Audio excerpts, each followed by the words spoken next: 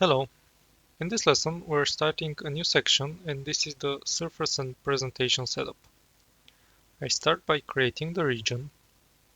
We're then going to get our render surface. This is the place we're going to render to, which in our case is the area within a window.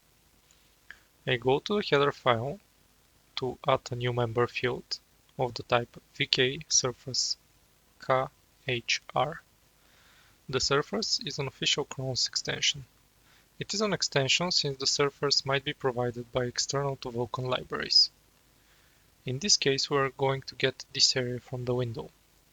And GeoFW is the library that is in charge of everything window related. So let's initialize this to a no handle.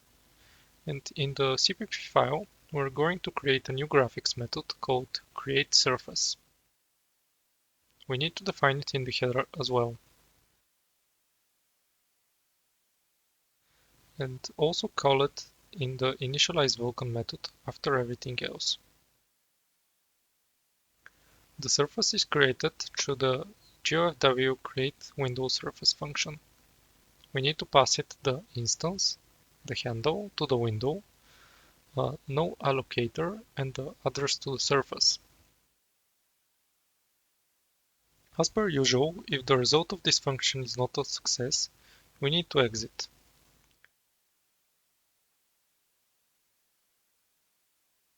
And similar to everything in Vulkan, we need to destroy the surface. The surface is destroyed from the Vulkan and GeoFW. So after I correct the no pointers around the destructor, I will call vkDestroySurface khr, passing the instance, the surface, and a no allocator. I then build a project and run to see if there are any validation errors. Everything seems fine, so the surface must be created.